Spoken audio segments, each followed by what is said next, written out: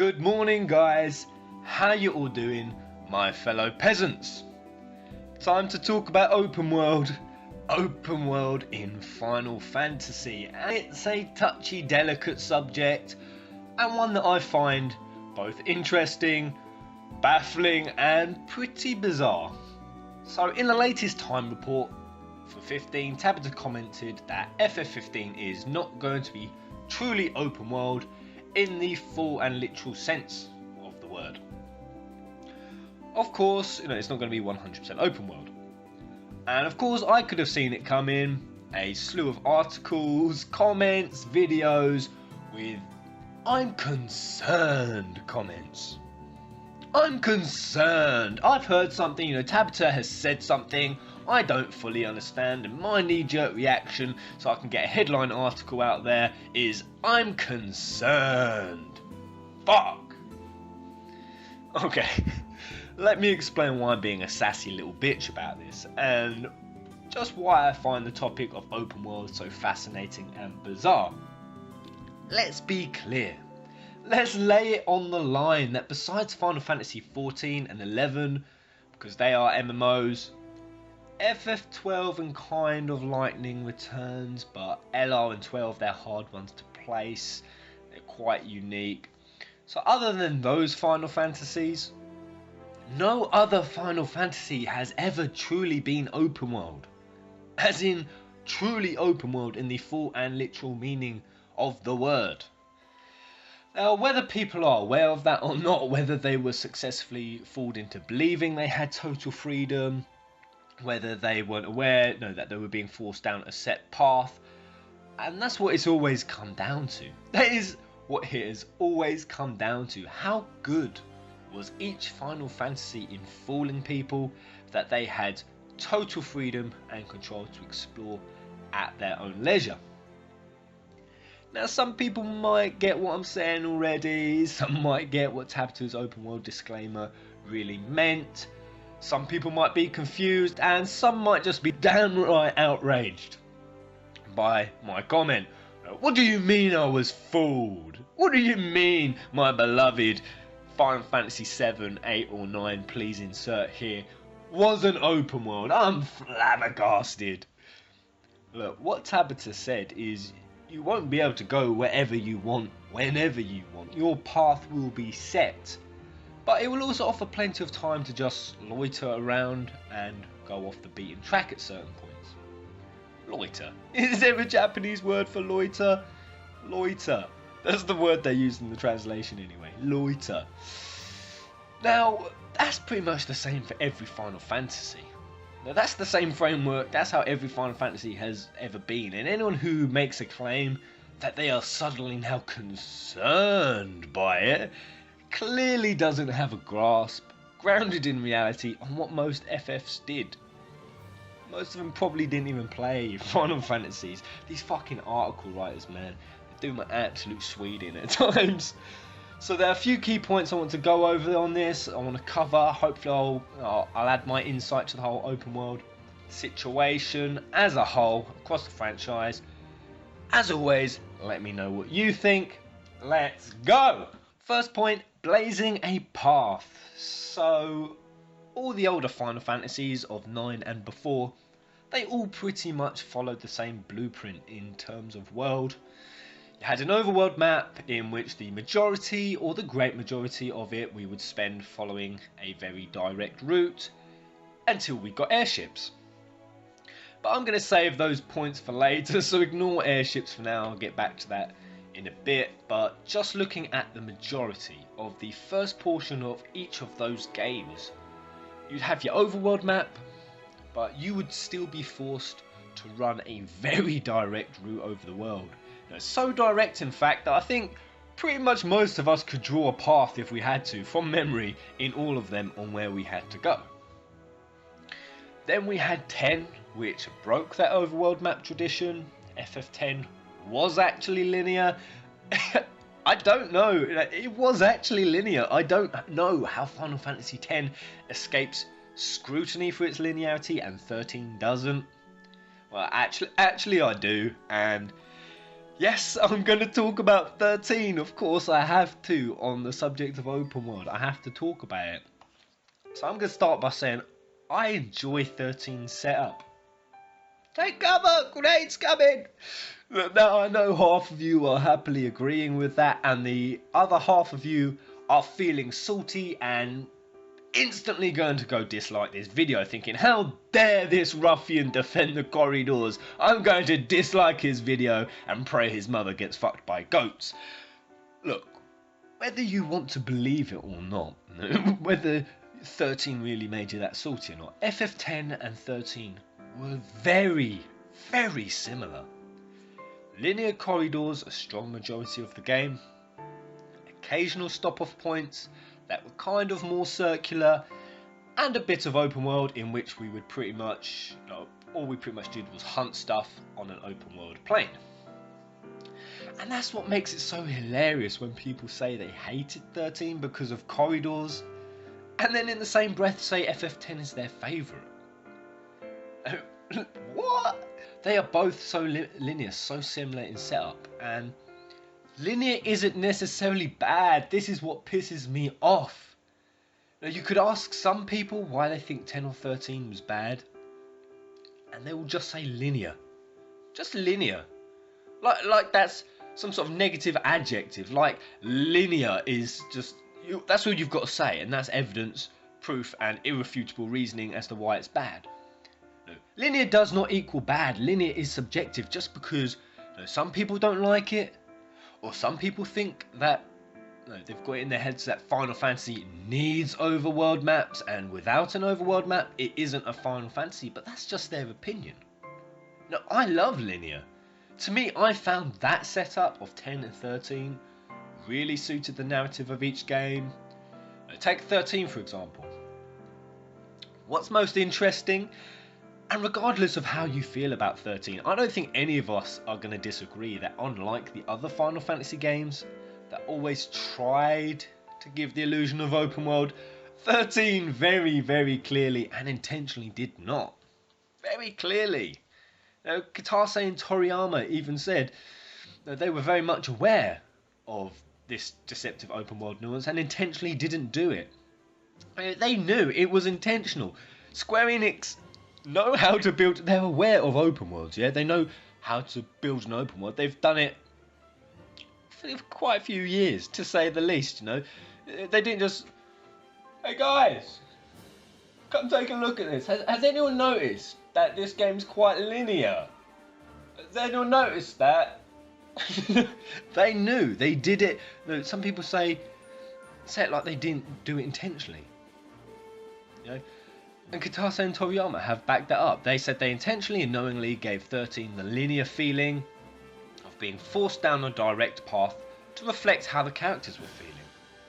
That the characters were being forced down a path, they became the sea, they had no control over their fate, and that ain't bullshit.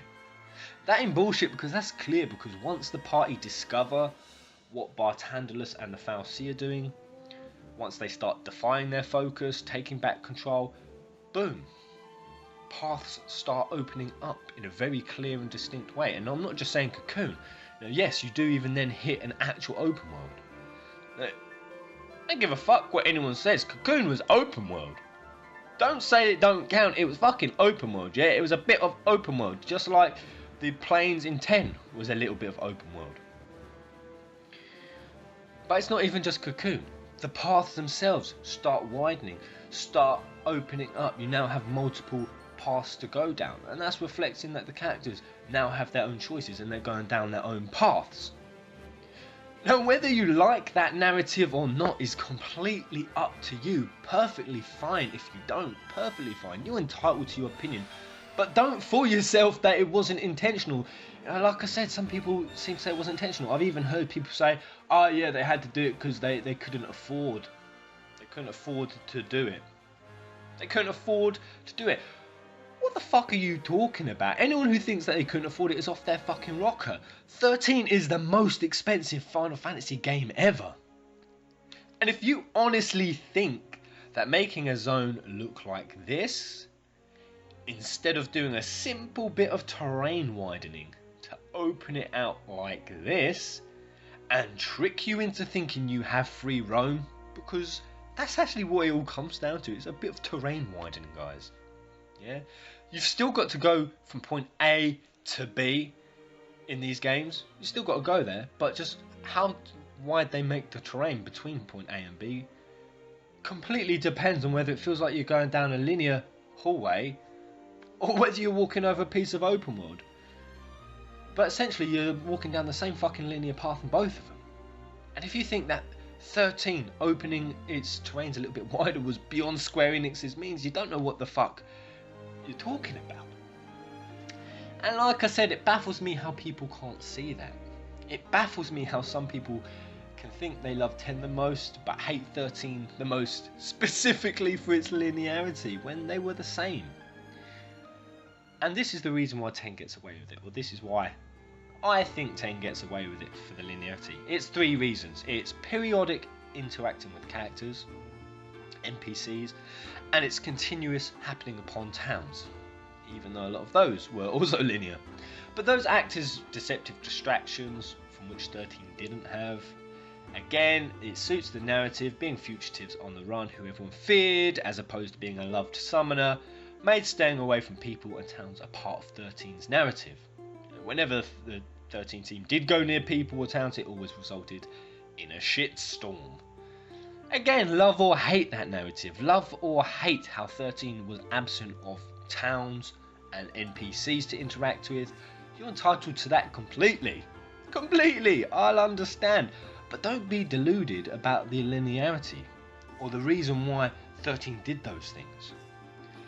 And the third point why 10 gets away with it, and this is the most important point, is because you get to go back to old zones at the end of the game. And this leads me into my next point. Returning to old zones, oh boy, this is probably the funniest trick of them all. So, like I said, it's pretty clear that in most of the Final Fantasies on the earlier stages, they're pretty linear in where you have to go. And it's fair to say that during that pre-80% area, you follow that path pretty strictly. Yes, there is the odd diversion or two, but all in all, you stay on that path. Now, take Final Fantasy VII. When I get to Junon, or Fort Condor, or even further like Cosmo and Nibelheim, at any point can I return back to Calm? Yes, I can. Am I ever going to before I get that airship? Fuck no! Fuck no! Why would I return back to Calm on foot? There's nothing new back there yet. It's not late game yet, so there's no reason for me to trek back through under-leveled mobs on foot all the way back. And even between Midgar and Calm. Am I going to go anywhere but run straight to Calm? No! Why would I? Is there something on that particular patch of pixelated green field over there to merit me running over on it? No, there isn't, so I'm not going to. And people don't. I know, I watch it in playthroughs. People don't do it. You know, they run from point A to B. They blaze a path straight from Midgar to Calm, and that's what people do. And this is what is hilarious about it. When people picture how 7, 9, 6, 8, etc.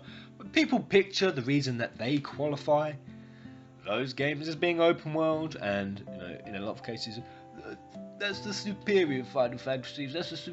Final Fantasy died after Final Fantasy IX. Final Fantasy IX was the last good one. These superior, mid-range Final Fantasy 6 to 9 fucking elitist assholes. And yes, I'm in the camp. I love 7 the most. You all know that.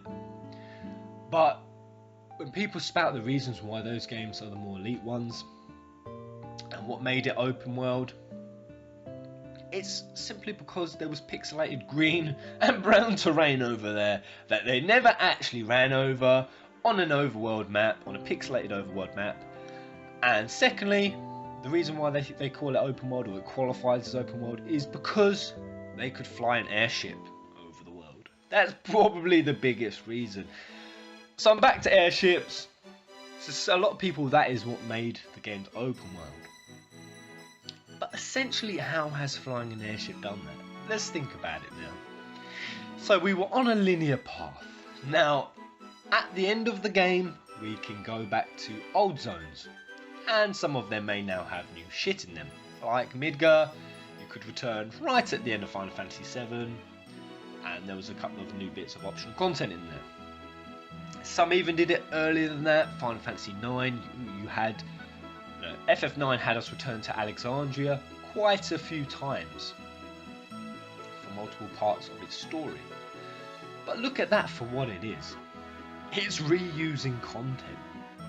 Now don't get me wrong, I'm not adverse to that. I love 9, I love the pants off 9, but let's be real, it used Alexandria and Lindblom multiple times for its mainline story. Multiple times. You have a 60-ish hour average playthrough time. Same as 13. 13 had that as well. 13 didn't skimp on playthrough time. Now, whereas 9 had you revisiting the same area twice, 3, 4 times, but if 13 created new content for the entirety of its playthrough time, which was by no means less, like I said, than older Final Fantasies, instead of bearing 20 or 30% of its plot back in old areas, which is being lazier.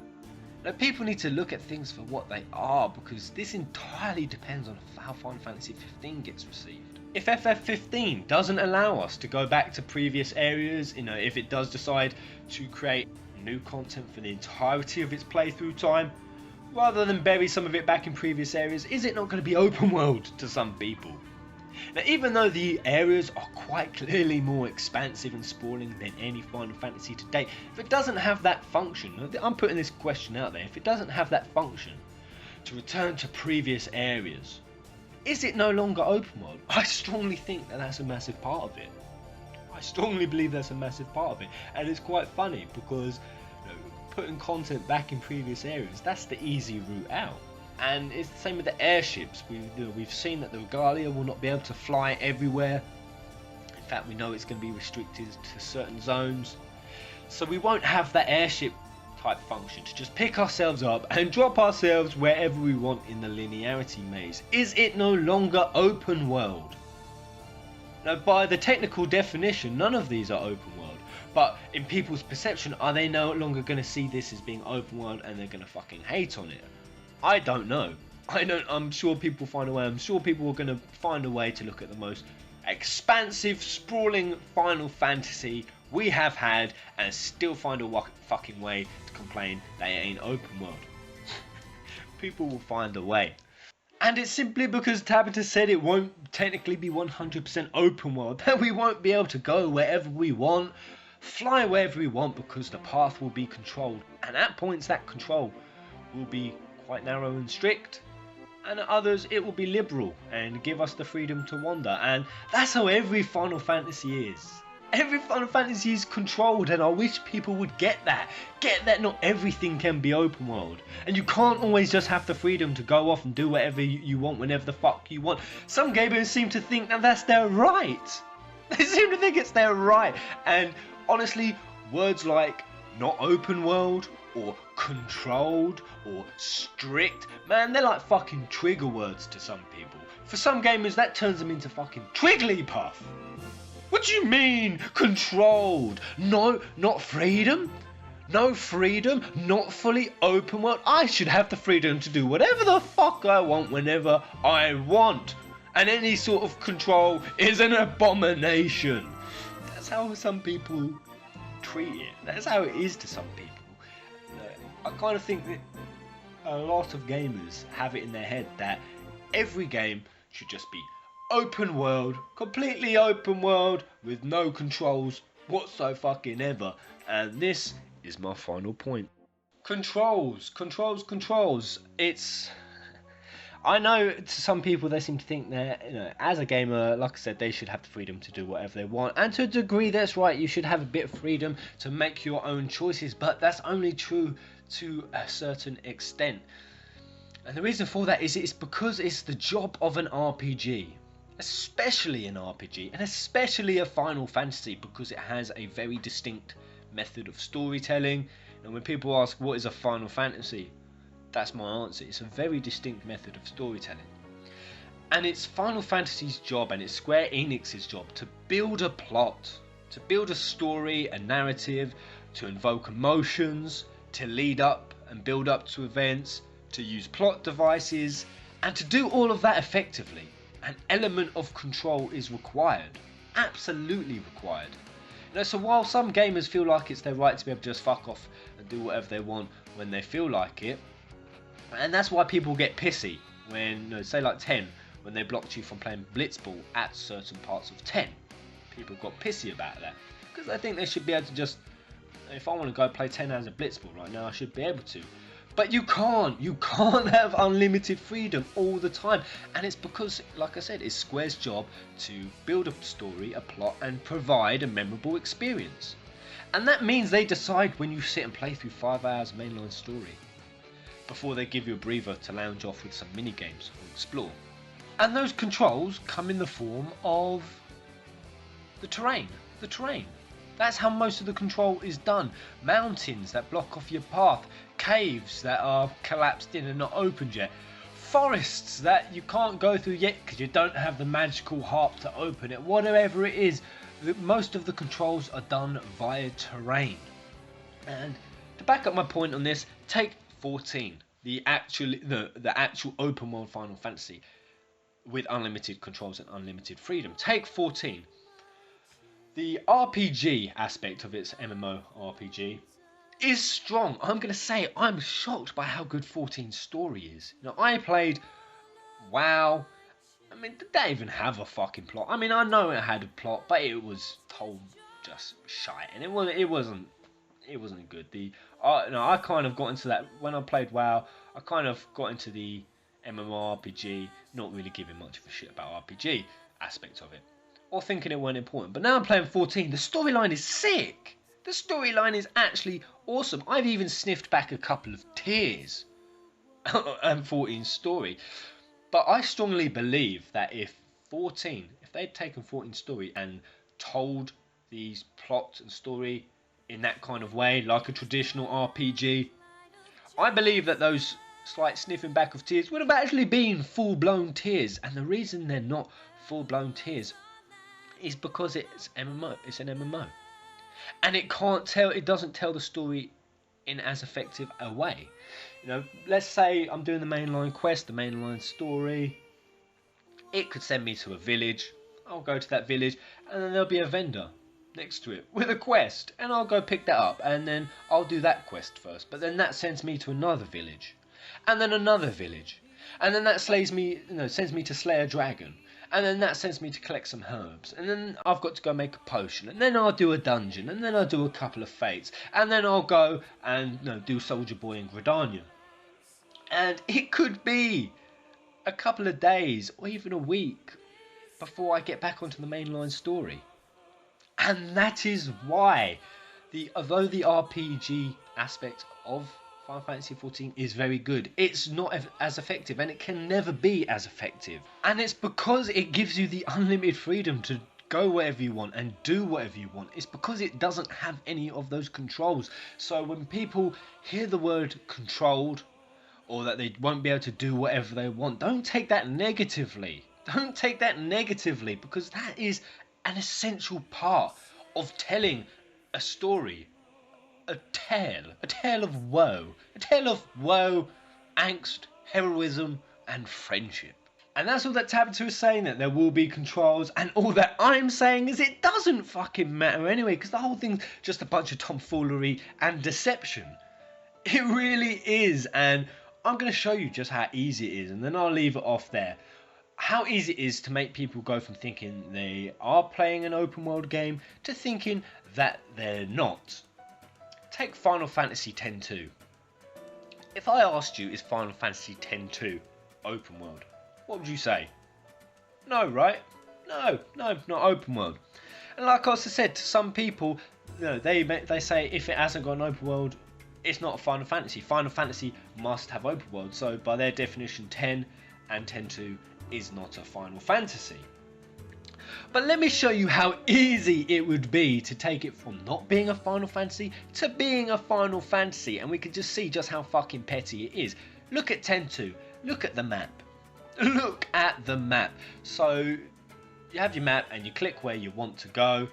throughout the story in 10.2, and they have, you go to multiple sections at multiple points through the games. They have optional content, loads of optional content buried in those locations, and the mainline story throughout. So there's a lot of travelling done, but not open world.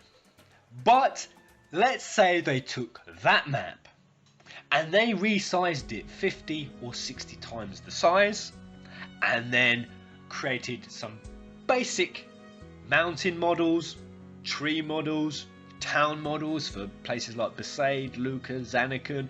Fuck, I could do it in paint, yeah? Some basic ass models, drop those on the map everywhere, slapped in some encounters, and then created a small animated character model for Yuna that would run over them. There you go! You've now got the exact, literally guys, the exact same fucking overworld map that every other Final Fantasy IX and before has. It's literally as simple as that.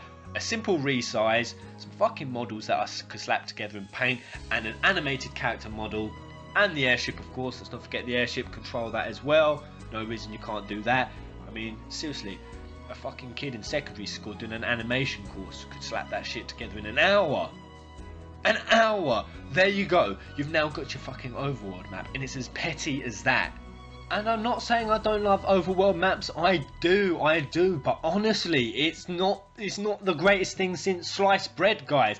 Climb off the overworld map, dick, for fuck's sake. It's really not that big a deal. If you're gonna let that, it doesn't have that bloody overworld map. If you're gonna allow that to ruin your game, if you're going to then write the game off as being shit, and you're going to be a salty little bitch about it the entire way, and no matter how good the story is, or the world looks, or how expansive it is, if you're then going to, because it doesn't have something fucking petty as that, as a pixelated map that you can run animated characters that honestly could be slapped together in a fucking heartbeat, if you're going to let that ruin your game, holy shit, man. Holy shit, I'm done. Honestly, I'm going to get myself worked up into a right old state. I'm finished, as always. Thanks for watching. Let me know what you guys think. I know I'm opinionated, I'm just giving my view. This is how I see it. This is my outlook on it. Perhaps you're seeing things at a different angle.